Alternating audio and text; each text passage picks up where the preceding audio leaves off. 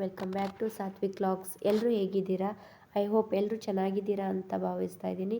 ಬೆಳಗ್ಗೆಯಿಂದನೇ vlog start ಮಾಡ್ತಾಯಿದ್ದೀನಿ. ನೀವು ನೋಡ್ತಾ ಇರ್ಬೋದು, ಮನೆಯೆಲ್ಲ ಕ್ಲೀನ್ ಮಾಡಿಕೊಂಡು ಹೊಸಲೆಲ್ಲ ರಂಗೋಲಿ ಹಾಕಿ ಪೂಜೆ ಮಾಡ್ತಾಯಿದ್ದೀನಿ. ಪೂಜೆ ಮಾಡಿಬಿಟ್ಟು ಈಗ ಪಾಟ್ ನೋಡಿ ಎಷ್ಟು ಚೆನ್ನಾಗಿದೆ. 2 ಮಂತ್ಸ್ ಆಯಿತು, ನೀರೆಲ್ಲ ಹಾಕಿಟ್ಟಿದ್ದೀನಿ. ಎಷ್ಟು ಚೆನ್ನಾಗಿ ಗ್ರೋತ್ ಆಗಿದೆ ಅಂತ, ಚೆನ್ನಾಗಿ ಕಾಣ್ತಾ ಇದೆ. ಕಿಚನ್ನೆಲ್ಲ ಕ್ಲೀನ್ ಮಾಡಿಕೊಂಡು ನಾನು ಮಾರ್ನಿಂಗ್ ಖಾಲಿ ಹೊಟ್ಟೆಲಿ ನೀರಷ್ಟೇ ಕುಡಿದ್ಬಿಟ್ಟು ಅಳವಿ ಬೀಜ ಕುಡಿತೀನಿ. ಕಾಫಿ ಟೀ ಎಲ್ಲ ಕುಡಿಯಲ್ಲ. ಹಾಗಾಗಿ ಅಳವಿ ಬೀಜನ ಕಾಯಿಸ್ತಾ ಇದ್ದೀನಿ. ಇವತ್ತು ಮಾರ್ನಿಂಗ್ ಟಿಫನ್ನ ದೋಸೆ ಮಾಡೋಣ ಅಂಥೇಳಿ ಹೆಸರು ಕಾಳು ದೋಸೆಗೆ ನೈಟೇ ಮೊಳಕೆ ಕಟ್ಟಿರೋ ಕಾಳನ್ನ ನೆನೆಸಿಟ್ಟಿದ್ದೆ. ಸ್ವಲ್ಪ ಅಕ್ಕಿ ಅವನ್ನೆಲ್ಲ ಹಾಕಿಬಿಟ್ಟು ರುಬ್ತಾ ಇದ್ದೀನಿ.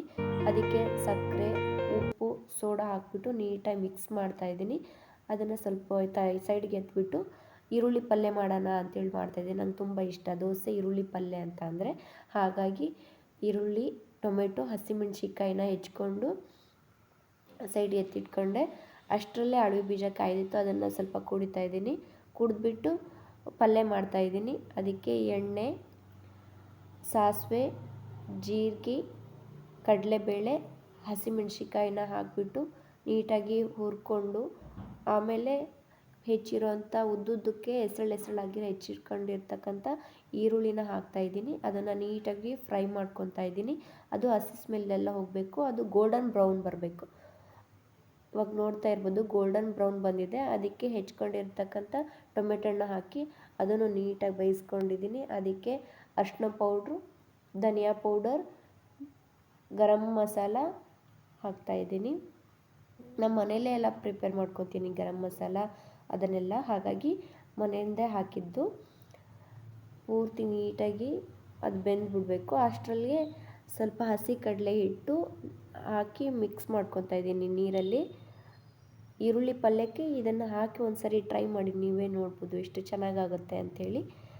ನೀಟಾಗಿ ಮಿಕ್ಸ್ ಮಾಡಿಕೊಂಡೆ ಅದನ್ನು ಪಲ್ಯಕ್ಕೆ ಹಾಕ್ತಾಯಿದ್ದೀನಿ. ಅದನ್ನು ನೀಟಾಗಿ ಮಿಕ್ಸ್ ಮಾಡಿಬಿಟ್ಟು ನಿಮಗೆ ಎಷ್ಟು ಬೇಕೋ ಅದಕ್ಕಷ್ಟು ತಕ್ಕಷ್ಟು ನೀರು ಹಾಕ್ಕೊಳ್ತಾ ಇದ್ದೀನಿ.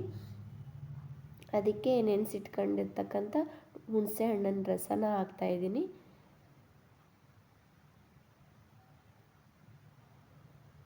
ಮತ್ತು ಅದು ನೀಟಾಗಿ ಬೇಯಕ್ಕೆ ಬಿಟ್ಬಿಡೋಣ. ಇದನ್ನು ಕ್ಲೋಸ್ ಮಾಡಿಟ್ಟು ಬೇಯಕ್ಕೆ ಬಿಡೋಣ. ಇವಾಗ ಕ್ರಿಸ್ಪಿಯಾಗಿ ದೋಸೆ ಹೇಗೆ ಒಯ್ದಿದ್ದೀನಿ ನೋಡಿ, ಎಷ್ಟು ಚೆನ್ನಾಗಿ ಕಾಣ್ತಾ ಇದೆ.